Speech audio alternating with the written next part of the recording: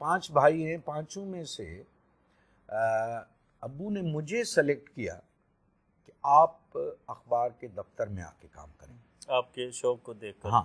نام میرا محمد بخش ہے. بخشن امی مجھے اللہ مغفرت کرے پیار سے کہتی تھی. یہ ہمارے گاؤں میں جو نک نیم ہوتے ہیں نا وہ ٹپیکل سندھی نک نیم ہے. اب اس کا اگر ہم سندھی میں اس کا پروناؤنسیشن کہیں تو وہ ہوگا بخشن.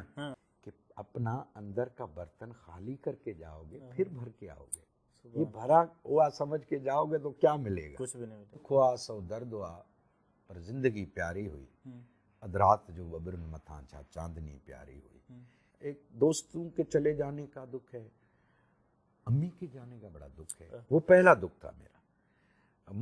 میں آپ کو صحیح کہہ رہا ہوں. میں نے یہ جو ایک غزل کہی تھی وہ اسی کیفیت میں کہی تھی کہ تو جو یادوں ہیں ہی اکیلا ہی زرد. السلام علیکم ناظرین، میں ہوں محمد یونس اور آپ دیکھ رہے ہیں گلوبل پاکستان.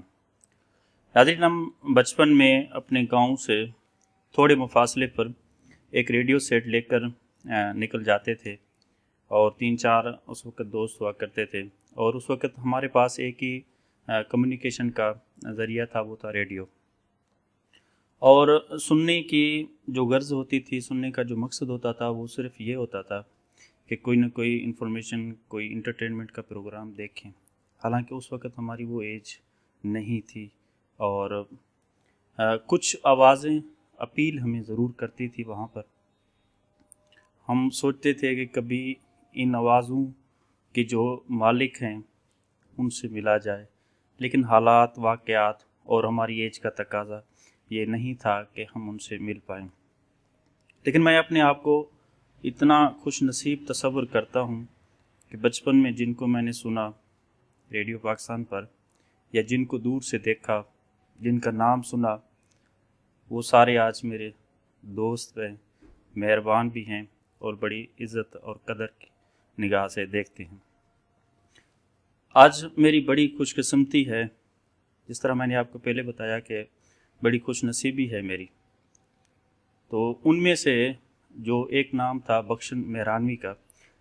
ناظرین، میں آپ کو تھوڑی وضاحت یہاں پر کر دوں کہ بخشن مہرانوی کی آواز جب گونجتی تھی تو ہمارے درمیان جتنے بھی دوست ہوا کرتے تھے وہ ایک دم ایسا سناٹا ہوا کرتا تھا کہ نہیں، اس شخص کی جو آواز ہے کوئی لفظ اس سے مس نہ ہو. ریپیٹ کا تو کوئی زمانہ نہیں تھا، وہ جو گزر جاتی تھی چیز گزر جاتی تھی، لیکن ہم کوشش کرتے تھے کہ اس شخصیت کا کوئی ایک الفاظ ہم مس نہیں کرتے تھے. آج میں انہی کے پاس، انہی کے گھر میں، اور انہی کا انٹرویو. حالانکہ میری کوئی بساط نہیں ہے کہ میں ان سے پوچھوں یا کوئی سوالات کروں، لیکن آپ کی پرزور فرمائش، دوستوں کا پیار، یہ تمام تر چیزیں مجھے بخشن مہرانوی کے ساتھ پاس لے کر آئی ہیں. اور میں کوشش کروں گا کہ کچھ باتیں، کچھ پرانی یادیں میں ان سے کر سکوں. بخشن صاحب، آپ کی بڑی مہربانی کہ آپ نے ہمارے چینل کے لیے وقت نکالا. ہم آپ کو خوش آمدید بہت کہتے ہیں. شکریہ آپ کا. سب سے پہلے تو آپ کے گلوبل پاکستان کے ناظرین کو میری طرف سے السلام علیکم. ہم سندھ کے لوگ ایک اور بھی ہاتھ جوڑ کے محبت کا اظہار کرتے ہیں، اور وہ یہ ہے کہ حق موجود سدا موجود. اچھا، thank you sir once again. ہمارے ناظرین کے لیے تھوڑا سا اپنا تعارف کروا دیں. جو تو آپ کو جانتے ہیں وہ بخوبی آپ سے واقف ہیں، جو نئے ہمارے ویورز ہیں وہ تھوڑا جاننا چاہتے ہیں آپ سے. یونس، ایسا ہے کہ میری پیدائش سانگڑ ضلع کے تالکا تحصیل سنجھورو کے ایک چھوٹے سے گاؤں میں ہوئی. میرے والد صاحب کے نام سے وہ گاؤں ہے ابھی بھی، الفقراء فقیر آباد. الفقراء بھی کہتے ہیں، فقیر آباد بھی کہتے ہیں. تو بچپن وہاں کے ہی پرائمری اسکول میں پڑھا، اور وہ جب میں اپنے یادوں کو ریکال کرتا ہوں، وہ زمانہ یاد آتا ہے، تو سلیٹ اور پٹی جو ہے وہ ہاتھ میں ہوتی تھی، اور ہم لوگ سلیٹ اور پٹی کی پڑھائی والے زمانے کے لوگ ہیں. یہ وہ وقت تھا یونس کہ یہ جو چیزیں تھیں نا، ان کی وجہ سے ایک تو ہماری جو تعلیم ہے ابتدائی اس کا بیس بہت زبردست بنا، اور پٹی پہ اور سلیٹ پہ لکھنے سے ہمارے جو صورت خطی جس کو کہتے ہیں وہ بھی اچھی ہو گئی، رائٹنگ سے۔ تو بچپن وہاں گزرا، کھیلتے کودتے، پھر میں نے 5 درجے وہاں سے پاس کیے، 5ویں جماعت۔ پھر میں چلا گیا، قریبی شہر تھا جھول، JHOLE، جھول، وہاں پڑھا میں ہائی اسکول میں میٹرک تک۔ اچھا، جب وہاں میں پہنچتا ہوں تو 8ویں جماعت میں بڑا ایکٹیو تھا، یعنی جو کلاس رومز میں تو کوئز کمپٹیشنس ہوتی تھیں یا سالانہ کوئی پروگرام ہوتے تھے، تقریبات ہوتی تھیں، تقریری مقابلے ہوتے تھے، تو میں دوسرے لڑکے شائع ہوتے تھے کون نام لکھوائے، جب ٹیچر پوچھتا تھا بھائی کون کون کرے گا تو میں بڑے خوشی سے اپنا نام لکھواتا تھا۔ اچھا، میرا قد بہت چھوٹا ہوتا تھا، بچہ تھا، تو ڈائس اوپر میرے لیے اسپیشلی اسٹول رکھا جاتا تھا، اس پہ میں اسپیچ کرتا تھا، اور سارے ٹیچر پیار کرتے تھے کہ بولا آپ بڑی کانفیڈینس سے بولتے ہیں۔ عجیب بات ہے، یہ کانفیڈینس بچپن سے ہی میں اب سمجھتا ہوں کہ یہ نیچرل ہے۔ ایک تو آپ کا شوق، لگن، پھر اسی سے، اس جذبے سے آپ میں ایک کانفیڈینس بھی ڈیولپ ہوتا جاتا ہے۔ اس کے بعد میرے والد صاحب اللہ مغفرت کرے، فقیر محمد رحیم مہر ان کا نام تھا، وہ اپنے وقت کے بہت بڑے بیباک اور مجاہد صحافی تھے، اور الفقراء اخبار سے روزہ نکالتے تھے سانگڑ سے، وہ سندھی میں پہلے حیدرآباد سے نکلتا تھا، اس کے بعد سانگڑ سے۔ تو ہم 5 بھائی ہیں، 5 میں سے ابو نے مجھے سلیکٹ کیا کہ آپ اخبار کے دفتر میں آ کے کام کریں، آپ کے شوق کو دیکھ کر۔ ہاں، کیونکہ ابو کبھی کبھی مجھے جو نا بولتے دیکھتا تھا یا ایکٹیونیس میری کو وہ سمجھ گئے۔ دوسرے بھائی زمینداری میں ان کو لگا دیا۔ تو میں جب اخبار کے دفتر پہنچا تو مجھے یاد ہے وہ زمانہ کہ یہ وہ اخبار، ابھی تو کمپیوٹر آ گئے نا، اس زمانے میں اسٹک لے کے ایک ایک حروف کو جو ہے نا وہاں اسٹک میں جوڑ کے کمپوز کی جاتی تھی ہاتھ سے، اس کے بعد پھر اس کا ایک مرحلہ پریس تک جانا، وہ چھپنا، یہ وہ چیزیں میں نے سیکھی شوق سے۔ پروف ریڈنگ کرتا تھا میں نے ابتدا پروف ریڈنگ سے کی ہے، خبروں کی پروف ریڈنگ کیسے کرتے ہیں، پھر خبریں کیسے لکھتے ہیں، پھر چھوٹے چھوٹے میں جو ہے نا اس پہ آرٹیکل لکھنے کی جو ہے کوشش کی۔ اب مجھے گاؤں سے اخبار کے دفتر آنے کا فائدہ یہ ہوا کہ شہر میں جو علمی، ادبی، صحافتی حلقے تھے ان سے ایک انٹریکشن ہونا شروع ہو گیا۔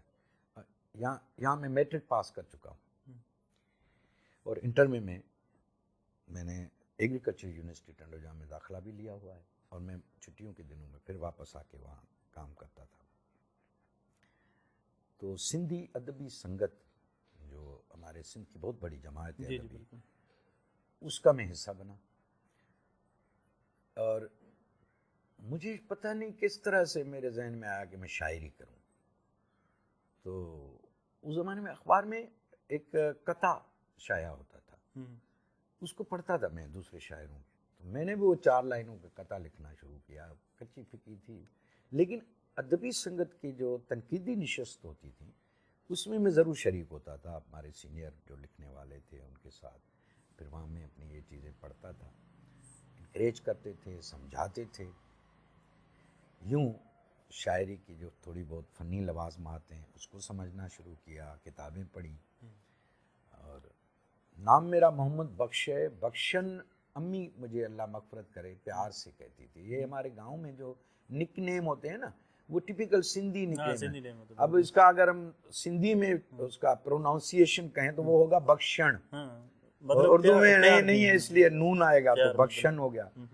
تو امی مجھے پیار سے کہتی تھی بخشن۔ اچھا، یہ مہرانوی پھر مہرانوی کا میں تذکرہ کرتا ہوں، تو امی کہتی تھی بخشن کی معنی ہے بخشا ہوا، آپ بخشے ہوئے ہیں اللہ کی طرف سے۔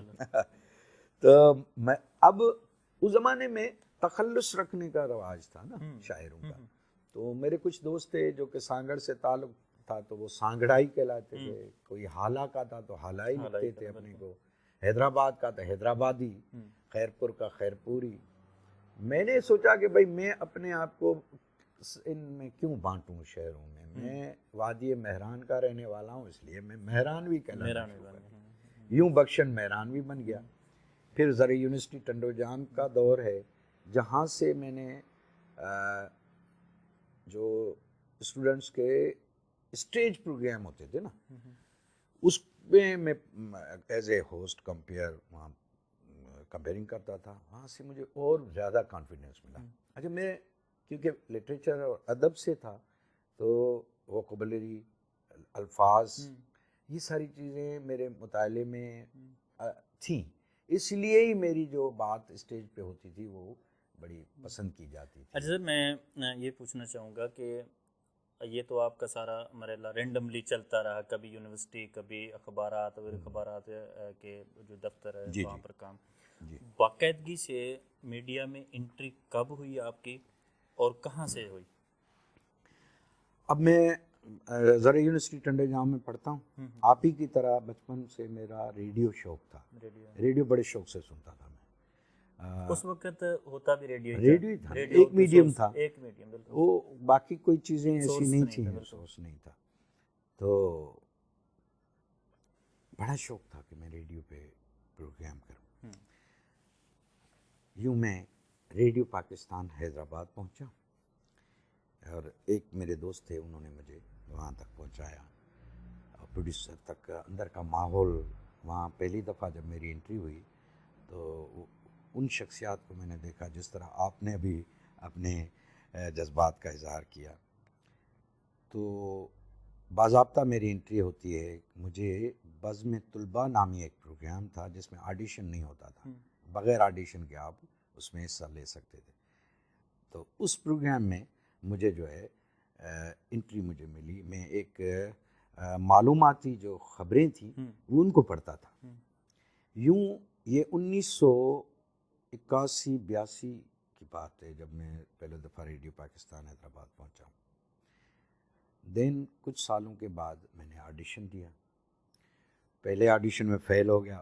دیکھو اس زمانے میں کیا ان کی کرائٹیریا ہوتی تھی. باقاعدہ ایک پینل بیٹھتا تھا، میرٹ، اور بیٹھے ہوئے پینل پہ لوگ اپنے وقت کے بہترین براڈ کاسٹر، لسانیات کے ماہر، ہر چیز کو سمجھنے والے، آواز اور ان ساری باتوں کو دیکھ کے پھر جو ہے نا.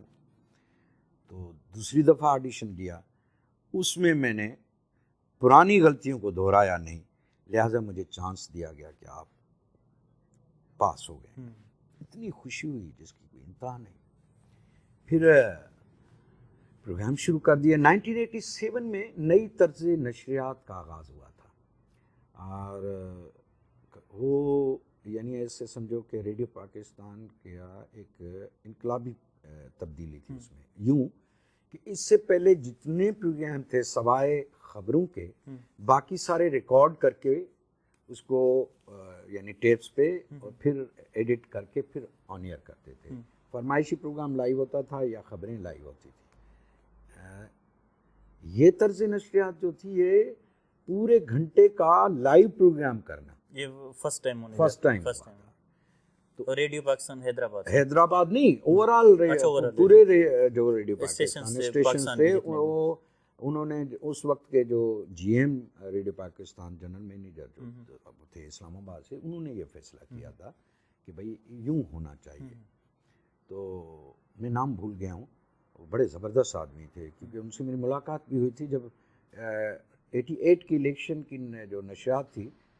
تو میں حیدرآباد سے میں گیا تھا اسلام آباد اور وہ ریجنل جو ایک ٹرانسمیشن تھی اس میں نے حصہ لیا تھا. تو یوں پھر میں نے ایک گھنٹے کے پروگرام کو کرنا، اس کی پہلے سے تیاری، اس کا اسکرپٹ، اس کی ساری باتوں کو دیکھنا، اس کی سانگس کی سلیکشن، اس میں کیا کیا سلسلے رکھنے ہیں، یہ ہمارے لیے بڑا چیلنج بھی ہوتا تھا اور بڑا مزیدار بھی ہوتا تھا. یوں پھر میں نے وہاں مختلف پروگرام کیے، اس میں صبح مہران، سرہی سانجھ، وہ بڑا بریک تھرو ملا. سرئی سانجھ کے نام سے جو میں پروگرام کرتا تھا, وہ شام کو 7 بجے سے 8 بجے تک. یہ وہ ٹائم تھا جو دیہات میں آپ لوگ سب جو ہے نا سکون سے بیٹھتے تھے اور بانسری کی آواز سے اس کی سگنیچر ٹیون چلتی تھی. تو کافی لوگ یعنی تصور کرتے تھے کہ بخشن مہران بھی کیسا ہوگا, آتے تھے ملنے. تو کئیوں کو تو ڈساپوائنٹمنٹ بھی ہوتی تھی کہ اچھا آپ ہے. تو بہرحال بڑا مزیدار وقت تھا. اچھا ریڈیو جو نا بنیادی طور پہ میرے ہم اثر سب کے لیے ایک ایسی درسگاہ تھی جہاں سے ہم نے یار سیکھا, بہت کچھ سیکھا. مثلاً کیا, بولنا سیکھا, لہجہ سیکھا, لکھنا سیکھا, اٹھنا بیٹھنا سیکھا, تہذیب سیکھی, اخلاقیات کے جو ہے نا سارے لوازمات سیکھے. ہر مکتب فکر کے مختلف شخصیات سے وہاں ملاقاتیں ہوتی تھیں. ہر مکتب فکر سے ڈاکٹر, انجینئر, عالم, ادیب, شاعر, موسیقار, فنکار, اداکار, صداکار. ریڈیو ایک انسٹیٹیوشن ایسا تھا جہاں پہ سب سے, کئیوں سے میں نے انٹرویو بھی کیے, ان سے ملنا ہوا. تو ہمارے جو بڑے بڑے براڈ کاسٹر تھے ان سے میں سیکھتا تھا, پوچھتا تھا. مجھے یاد ہے اللہ مغفرت کرے سائیں صالح محمد شاہ, ہمارے سندھ کے بہت بڑے براڈ کاسٹر, بڑی بڑی نالج والے بندے. تو کبھی کبھی جا کے میں ان سے صحیح تلفظ پوچھتا تھا تو وہ مجھے دیکھ کہتا ہے یار اچھی بات ہے تم سیکھنا چاہتے ہو. میں نے کہا ہاں نا. ایک بات بتا دوں, آج کے ہمارے ساری ٹو سے میرے اچھے ہیں نوجوان سب جو دیکھ رہے ہیں, لیکن جہاں سے آپ نے یہ سمجھنا شروع کر دیا کہ میں عقل کل ہوں, سب کچھ مجھے آتا ہے, وہاں سے آپ کا فیلیور شروع ہو گیا. ڈیفینیٹلی کوئی شک نہیں اس میں. بالکل ہمارے یہ بڑے جو بزرگ تھے وہ ہمیں سمجھاتے تھے کہ اپنا اندر کا برتن خالی کر کے جاؤ گے پھر بھر کے آؤ گے. یہ بھرا ہوا سمجھ کے جاؤ گے تو کیا ملے گا, کچھ بھی نہیں ملے گا. وہ مجھے ابھی باتوں میں یاد آئی, وہ ایک ہمارے فقیر دوست, فقیروں سے بھی میری بڑی رہی ہے. اب خود بھی بڑا اپنے پروگرام جو ہے اس میں فقیر ہیں. نظمیں بھی میں نے لکھی, ہمارے درد صوفی ہیں. بالکل, یہ تو آپ کی بڑی مشہور ہے. آخر میں ہم سنیں گے آپ سے یہ.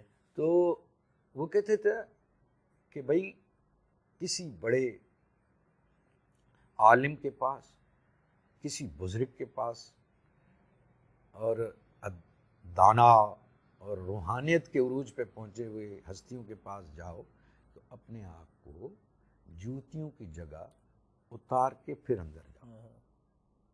یہ ادب, یہ عجز ہے, یہ عاجزی ہے کہ تمہیں کچھ نہیں آتا, اب تم سیکھنے جا رہے ہو, پھر تمہیں ملے گا. یہ اصل میں پانے اور حاصل کرنے کا بہترین جو طریقہ ہے وہ یہ ہے کہ ادب میں آ جائیں. تو یوں ریڈیو حیدرآباد نے بڑی میری ایسے سمجھو کہ پرورش کی, ہمیں تقویت دی, اور شخصیت کی جو کچھ بنا وہیں سے بنا. Thank you radio Pakistan Hyderabad. Thank you سر. آپ کے والد صاحب بھی, آپ نے پہلے بھی بتایا کہ بڑے کریڈیبل جرنلسٹ تھے. میں اس چیز کا جو ہے نا گواہ بھی ہوں, جہاں تک ہم نے اس کو پڑھا ہے, ہم نے دیکھا نہیں ہے. تو آپ بھی اسی فیلڈ میں, میڈیا کی فیلڈ میں, یہ کوئی اسپیشل ریزن تھا یا آپ کی اپنی ایسی چوائس تھی یا والد صاحب کا ایسا ریفرنس تھا جس کی وجہ سے آپ میڈیا میں باقاعدگی سے آ گئے؟ میرے والد صاحب کا سچ کوئی ایسا آئیڈیا نہیں تھا, لیکن اس کو یہ پتا تھا کہ یہ اس میں ٹیلنٹ ہے. اخبار کو یہ میرے بعد بھی سنبھال سکتا ہے. وہ میں نے کیا, کافی عرصے تک میں نے اس اخبار کو نکالا. میں اس کا ایڈیٹور لکھتا تھا, اس کے لیے کالم لکھتا تھا, خبریں دیکھتا تھا. میڈیا میں آنا میرا اپنا شوق تھا. متاثر کس سے تھے, مطلب کس کو دیکھ کر فیصلہ اس طرح کیا سے جیسے آپ نے ریڈیو سنا اور میں سنتا تھا بھائی. اس وقت کے بڑے بڑے جو براڈ کاسٹر تھے, اناؤنسر تھے, کمپیئر تھے, اس کو سنتا تھا بڑی شوق سے. اور میرا دل کہتا تھا کہ میں اس طرح سے بولوں. اور میں اپنے دوستوں کو اس زمانے میں بھی بٹھا کے جو ہے نا ایک پریکٹس کی طور پہ ریڈیو کی طرح بولتا تھا, یہ ریڈیو پاکستان حیدرآباد ہے, میڈیم ویو 10 کلو ہرٹز تھی, اس طرح کی باتیں کرتا تھا. یہ میرا شوق تھا. تو میں آ گیا اس میں. اچھا آپ شاعر ہیں. شاعر تو اکثر اپنے آپ کو یہ دکھانے کی کوشش کرتے ہیں کہ وہ بڑے ہی زندگی سے خفا ہیں, دکھی ہیں زندگی میں. آپ کے ساتھ بھی کوئی ایسا معاملہ ہے یا آپ ان سے مختلف ہیں؟ جس طرح وہ اپنے آپ کو دکھانے کی کوشش کرتے ہیں, اپنے تخلصات یار باقی چیزیں. بات سنو, جو دکھانے کی کوشش کرتے ہیں وہ دکھاوا ہے, اس کو میں نہیں مانتا. جو دکھانے کی کوشش کرتے ہیں, نہیں مطلب لیکن جو نیچرل ہے اور فطری طور پہ وہ اس طرح سے ہیں, وہ کمال ہے. منی نیازی کو آپ دیکھیں, فطری طور پہ وہ بندہ کتنا پیور ہے, کتنا سچا ہے, سینسیٹیو, بہت سینسیٹیو. جب بات کرتا ہے اس کا اٹھنا بولنا بات کرنا وہ کتنا, یعنی ایک ہم سندھی میں کہتے ہیں نج نبار ہے, یعنی پیور ہے, کلیئر. یہ کوئی امپوز کیا ہوا نہیں ہے, یہ دکھاوا نہیں ہے نا. یوں ایک پھر آتے ہیں بھائی, شاعر بھی سوسائٹی کا حصہ ہے, سماج کا حصہ ہے, اور وہ تو کچھ قدرے زیادہ حساس ہوتا ہے. وہ حساسیت جو ہے نا, وہ اس کو کبھی مایوس بھی کر دیتی ہے, کبھی جو ہے امید کی طرف بھی لے آتی ہے. تو یہ اس کی زندگی کے نشیب و فراز چلتے رہتے ہیں اس کی لائف میں. اگر میں اپنا ایک یعنی بات کروں تو ڈیفینیٹلی میرے پہ بھی درد و رنج اور غم کے بھی اوقات اور حالات اور کیفیات گزری ہوں گی, اور ساتھ میں زندگی کی امید بھی ہے, اور اس کو بھی دیکھتے, اس کو بھی نہیں چھوڑتے, اس کا دامن بھی نہیں چھوڑتے. ارزری بتائیے زندگی کیا ہے؟ زندگی کا اتنا بڑا سوال ہے یہ, ڈیفینیشن کرنا چاہیں تو زندگی کیا ہے, تو کس طرح آپ؟ بڑا سوال ہے یہ, ان کے لیے فلاسفر, بولنے والے, سوچنے والے بولتے آ رہے ہیں. میں مختصر سا کیا اس کے لیے بیان کروں, کوئی چند الفاظ. بس یہی ہے کہ 100 دکھ ہوا 100 درد ہوا, پر زندگی پیاری ہوئی, ادرات جو وبر متھاں چھا چاندنی پیاری ہوئی. مطلب کہنے کا یہ ہے کہ میرے ایک دوست کا شعر ہے کہ مرن کو مسئلہ نہ ہے دوست, وڈی گال ہے گزارن حیاتی. مرنا کوئی مسئلہ نہیں ہے, بڑی بات ہے زندگی گزارنا. اب زندگی گزارنا جو ہے نا, وہ جتنا اس کو آپ مثبت بنائیں گے, منفی خیالات, منفی عمل, منفی باتیں, منفی محفلیں, ان سب چیزوں سے تھوڑا کنارہ کش ہوتے ہوئے حتی المقتول کوشش کریں کہ آپ اچھا بننے کی کوشش کریں, بہتر بننے کی کوشش کریں, مثبت بننے کی کوشش کریں. دوسرا میرا یہ ہے کہ زندگی میری نظر میں ایک امانت ہے, بہت بڑی امانت ہے, بہت بڑی امانت ہے. دیکھو عام زندگی میں بھی کوئی اگر آپ کو اپنا بٹوا امانت کے طور پہ دے جائے اور آپ ایماندار ہیں, تو اس کی کس طرح سے رکھوالی کریں گے؟ بڑی دھیان سے, بڑے سوچ سے, بڑے یعنی سمجھ سے اور احساس سے اس کی رکھوالی کریں گے نا. تو یہ تو اللہ تعالیٰ کی اتنی بڑی نعمت ہے, اتنی بڑی امانت ہے جو ہمارے پاس ہے. اب اس کو کس طرح سے گزارنا ہے, کس طرح سے اس کو بہتر کرنا ہے, اس امانت میں کوئی خیانت نہیں کرنی. جہاں جہاں خیانت کرو گے خود کو نقصان دو گے.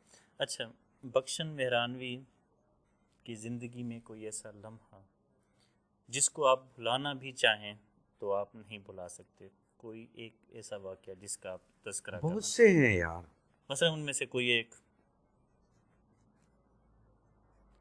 دیکھو دکھ اور لمحے, دکھ کے لمحے تو بہت مشکل سے بھول سکتا ہے بندہ, لیکن یہ قدرت کا ایک حساب ہے کہ قریب ترین رشتے چلے بھی جاتے ہیں, جس کے بعد تو ایک لمحے کے لیے لگتا ہے کہ اب زندگی نہیں رہے گی, لیکن وہ زخم, وہ درد آہستہ آہستہ نیچر کا ایک فیصلہ ہے کہ اس سے بھر جاتا ہے.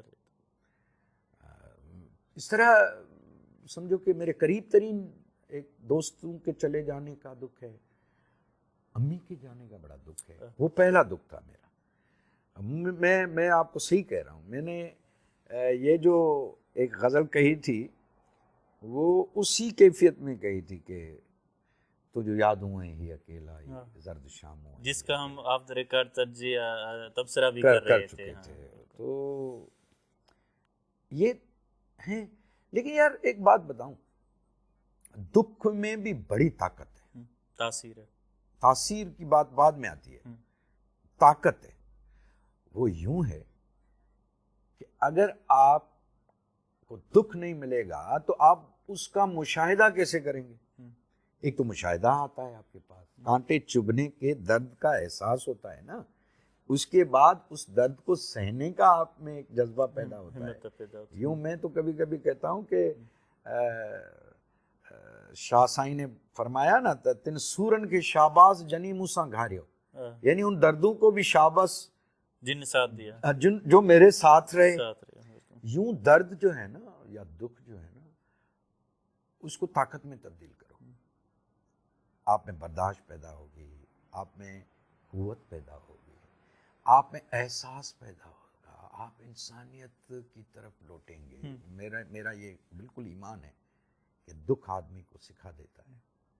بخشن مہرانوی کو غصہ آتا ہے. ہاں, کس بات پر آتا ہے سب سے زیادہ؟ میں بھی یار تمہاری طرح انسان ہوں, غصہ تو آئے گا. پھر جو طبیعت اور مزاج کے خلاف بات ہوگی فطرتاً آدمی اس پہ ریئیکٹ کرتا ہے. لیکن کیا ریئیکشن؟ لیکن شروع میں بڑی جلالی طبیعت تھی, اس کو میں نے ٹھنڈا کیا ہے. یہ بزرگوں کی اور محبت کرنے والوں کی اور ہمارے جو اولیاء کرام ہیں ان کی درگاہوں پہ بیٹھ کے راگ اور وراگ سننے سے, اور ان فقیروں کو دیکھ کے جن میں عجز عاجزی ہے, جو جن کے پاس ٹالرنس ہے, جن کے پاس کوئی بھی یعنی سمجھو کہ رنگ, نسل, ذات پات, مذہب کی کوئی تفریق نہیں ہے, ان سے سیکھا. یوں اپنے غصے پہ قابو کرنے کی کوشش اور پریکٹس کی ہے. آتا ہے, پھر بھی آتا تو ہے نا. جی, کون سی ایسی چیز ہے, ایک چیز جس کے لیے بخشن مہرانوی باقی تمام چیزیں چھوڑ سکتا ہے لیکن اس ایک چیز کو نہیں چھوڑ سکتا؟ کون سی ایک چیز ہے؟ کون سی ایک چیز ہے؟ بس زندگی میں ایک ایسی امپورٹنٹ چیز ہے جس کے سمجھے کہ بخشن مہرانوی اس کو نہیں چھوڑ سکتا, باقی ساری چیزیں اس کے پیچھے چھوڑ دیں. ایک وقت تھا جب محبت ہوئی تھی تو سوچتے تھے کہ بھئی اس کے بغیر باقی ساری چیزیں چھوڑ دیں گے. وہ حاصل ہوئی؟ وہ اگر حاصل ہوتی تو بخشن مہرانوی نہیں بنتا.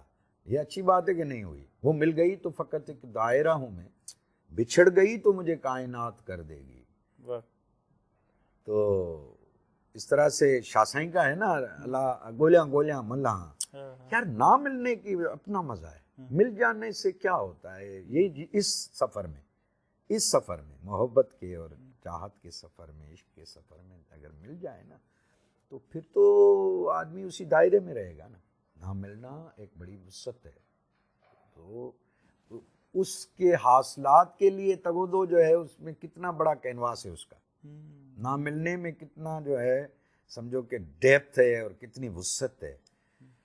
تو یوں ہے,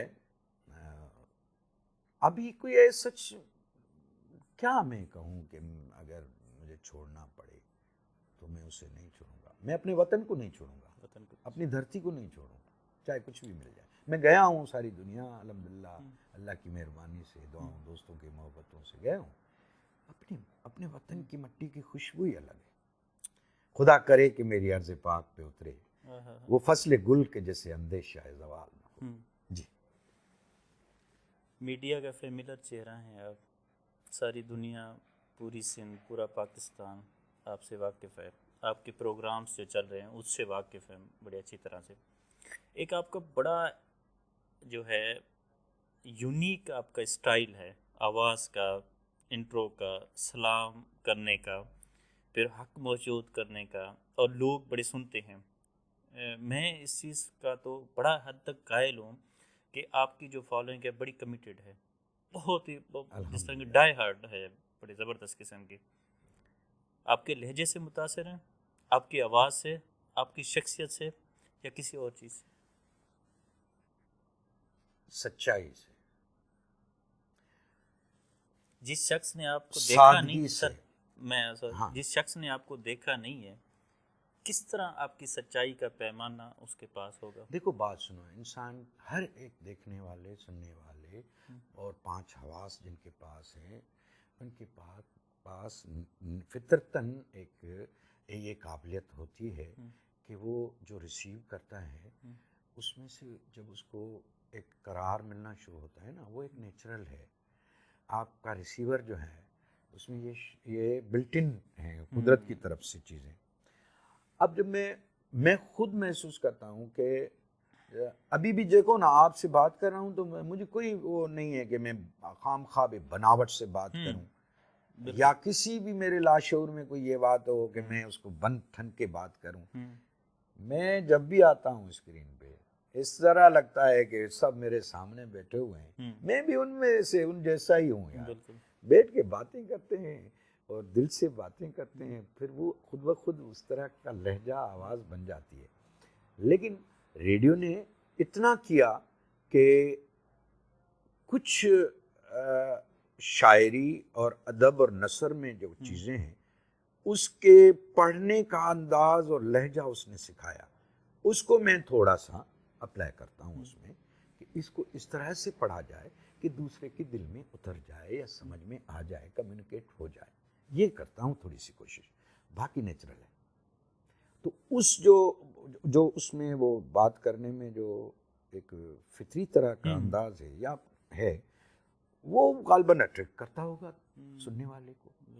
اور جو سمجھدار ہیں، جن کا ریسیور بہت اچھا ہے، وہ تو پیار بھی کرتے ہیں، بہت بڑا پیار کرتے ہیں، محبت کرتے ہیں، اس لیے کمیٹیڈ ہے.